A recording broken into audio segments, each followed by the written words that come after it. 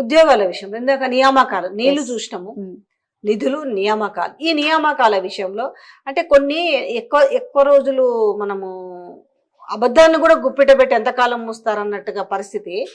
ఒక 32,000 పైచిలకు ఉద్యోగాలు మేము ఇచ్చేసినామని ఇప్పుడు అధికార పార్టీ చెప్తుంది కదా ప్రభుత్వం. ఎల్బీ స్టేడియంలో పెద్ద సభ.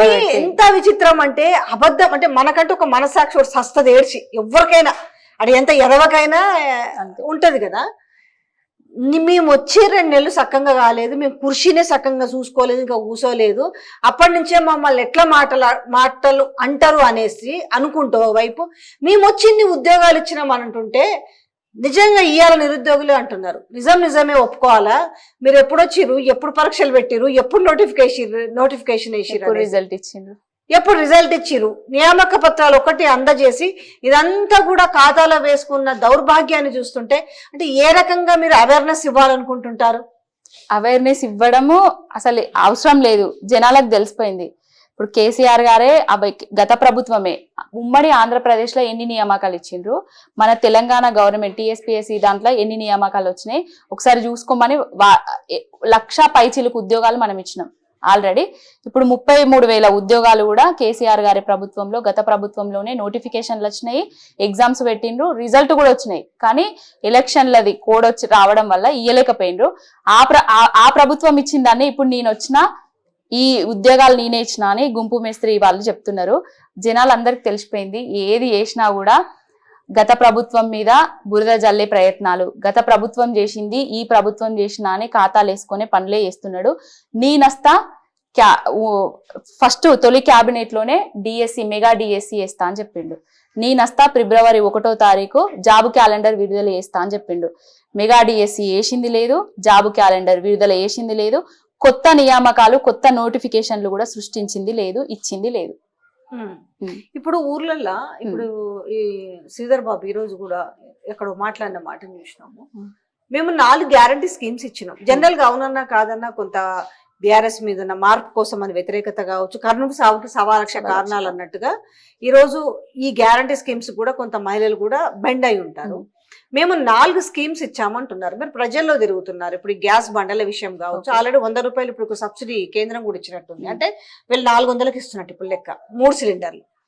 అందులో 97 లక్షల పైచిలకు రేషన్ కార్డులు ఉంటే వీళ్ళు 40 లక్షల బడ్జెట్ కూడా రిలీజ్ చేయలేదు. 40 లక్షలకు గాను 182 కోట్లు అయితే వీళ్ళు రిలీజ్ చేసింది 82 కోట్లు. ఈ గ్యాస్ బండల విషయం కావచ్చు, ఈ రోజు ఉచిత విద్యుత్ విషయంలో కావచ్చు, ఫ్రీ బస్సు విషయం కావచ్చు, ఈ ఆరోగ్యశ్రీ పెంపు 15 లక్షలకు 10 లక్షలకు 5 నుంచి 10 చేసిరు అనుకుంటా. వీటిపైన నిజంగా ఈ రోజు తెలంగాణ ప్రజానీకం అంతా కూడా చాలా ఆనందంగా ఉన్నారా? అసలైన స్కీమ్స్ రైతు భరోసా పక్కన పెట్టారు, బంధు కూడా ఇవ్వలే.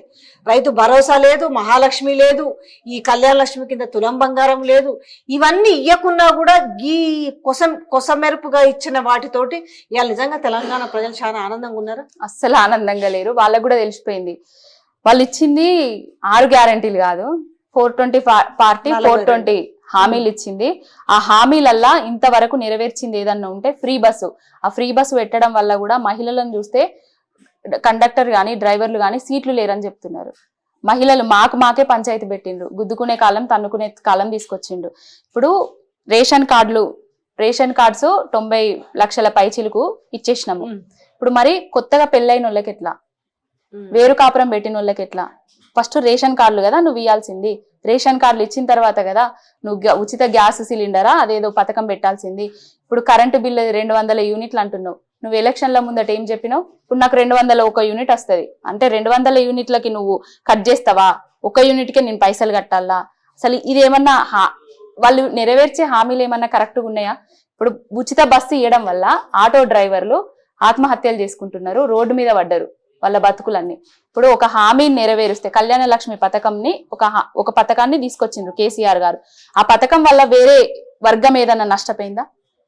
ఒక పథకాన్ని ప్రవేశపెట్టేటప్పుడు ఇంప్లిమెంట్ చేసేటప్పుడు వేరే వాళ్లకు వేరే వర్గానికి కూడా నష్టపోకుండా చూడాలి. ఇప్పుడు ఆటో అన్నల బతుకులను ఏమన్నా ఆగం చేసి కూర్చున్నాడు, వాళ్ళకేమన్నా భృతి లాంటిది ఏమన్నా ఇస్తున్నారా? నెలకు సంవత్సరానికి ఇస్తే సంవత్సరానికి 15,000 ఇస్తే వాళ్ళకి ఏం సరిపోతాయి?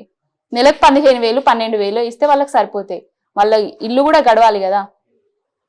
ఏం హామీలు ఇచ్చిండు ఆయన? అసలు ఆయన ఒకసారి ముందట వేసుకోవాలి, నేను ఇచ్చిన హామీలేంది, నేను చేస్తున్న పని ఏంది, నా పరిపాలన ఎట్లనున్నది అనేది ఒక గంట సేపు మీటింగ్లు అయిపోయినాక ఢిల్లీకి పోవుడు, అటు వచ్చుడు ఇటు వచ్చుడు కాకుండా నేను ఏం చేస్తున్నా, తెలంగాణ ప్రజలకు మార్పు అని నేను ఏం మార్పు చూపించిన అనేది ఒక ఆత్మ పరిశీలన చేసుకోవాలి ఆయన.